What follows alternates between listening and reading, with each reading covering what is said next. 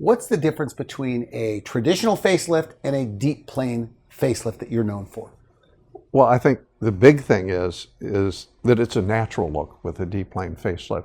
Usually with a skin or skin and muscle or max lift, you can tell basically that the patient's had a facelift. They have a little more sculptured appearance, sometimes a Joker look type of thing. Whereas the deep plane facelift lifts all the structures. Is it more of a vertical lift then than just in pulling back? Help me understand that part. Our deep plane facelift is a vertical deep plane facelift. Okay. And so we can really maneuver the pictures better. And again, we published this a long time ago. And it really gives a natural look and lifts the mid-face, the cheek, all in a unit so that people look good. Is a deep plane facelift mostly for older patients, like in their 70s? Or can a younger person get a deep plane facelift? No, I think it's especially important in a younger patient. Really? Yeah, because in a younger patient with just a little bit in the jowls and neck, you really don't look any different, and you're not really addressing the overall appearance. Whereas with a deep plane facelift, you're going to take 10 years off. Is that right? So you're going underneath to the muscles, like the fat pad or whatever's underneath there, and just repositioning things to where they used to be?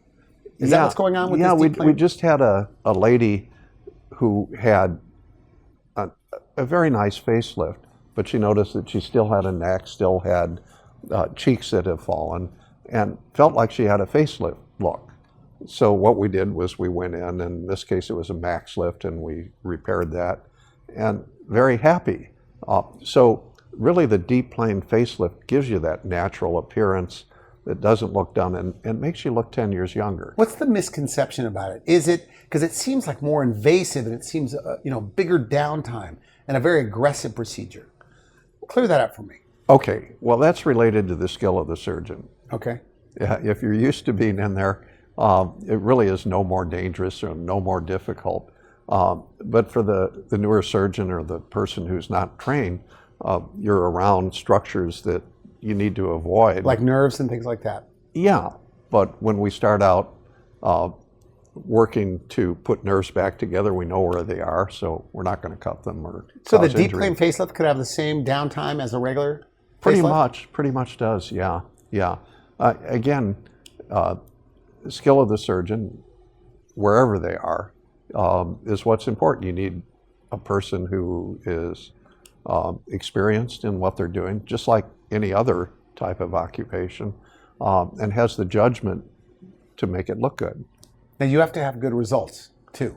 Because I meet some guys and they really don't have any photos on their website. What are your thoughts about that? Because you have a lot of photos. In fact, we were on your phone before coming on, and you just had photo after photo after photo.